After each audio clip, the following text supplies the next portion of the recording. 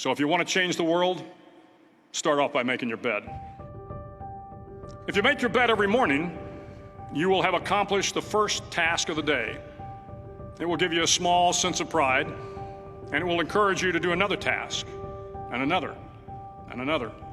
And by the end of the day, that one task completed will have turned into many tasks completed. Making your bed will also reinforce the fact that the little things in life matter. If you can't do the little things right, you'll never be able to do the big things right. And if by chance you have a miserable day, you will come home to a bed that is made, that you made. And a made bed gives you encouragement that tomorrow will be better. To pass SEAL training, there are a series of long swims that must be completed. One is the night swim. Before the swim, the instructors joyfully brief the students on all the species of sharks that inhabit the waters off San Clemente. They assure you, however, that no student has ever been eaten by a shark, at least not that they can remember. But you are also taught that if a shark begins to circle your position, stand your ground. Do not swim away. Do not act afraid.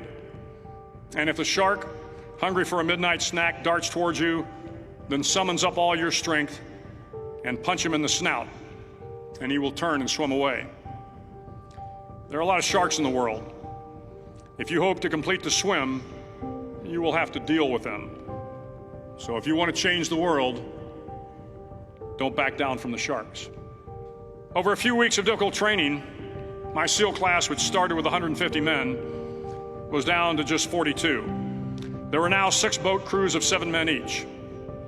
I was in the boat with the tall guys, but the best boat crew we had was made up of the little guys, the Munchkin crew, we called them. No one was over 5'5". The Munchkin boat crew had 1 American Indian, 1 African American, 1 Polish American, 1 Greek American, 1 Italian American, and 2 tough kids from the Midwest.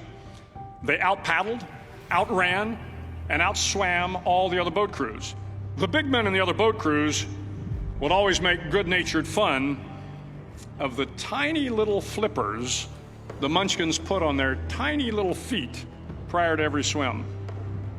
But somehow these little guys from every corner of the nation and the world always had the last laugh, swimming faster than everyone and reaching the shore long before the rest of us. SEAL training was a great equalizer. Nothing mattered but your will to succeed, not your color, not your ethnic background, not your education, not your social status. If you want to change the world, measure a person by the size of their heart, not by the size of their flippers.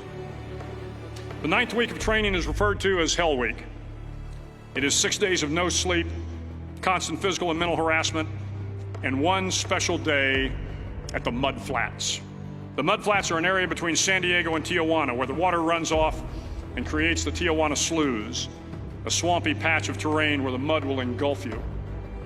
It is on Wednesday of Hell Week that you paddle down to the Mud Flats and spend the next 15 hours trying to survive this freezing cold, the howling wind, and the incessant pressure to quit from the instructors. As the sun began to set that Wednesday evening, my training class, having committed some egregious infraction of the rules, was ordered into the mud.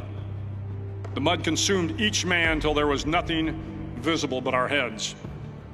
The instructors told us we could leave the mud if only 5 men would quit. Only 5 men, just 5 men, and we could get out of the oppressive cold. Looking around the mud flat, it was apparent that some students were about to give up. It was still over 8 hours till the sun came up. 8 more hours of bone-chilling cold.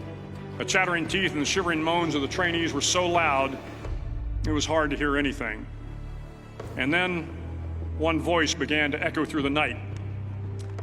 One voice raised in song. The song was terribly out of tune, but sung with great enthusiasm. One voice became 2, and 2 became 3, and before long, everyone in the class was singing. The instructors threatened us with more time in the mud if we kept up the singing, but the singing persisted. And somehow the mud seemed a little warmer, and the wind a little tamer, and the dawn not so far away. If I have learned anything in my time traveling the world, it is the power of hope. The power of one person, a Washington, a Lincoln, King, Mandela, and even a young girl from Pakistan, Malala.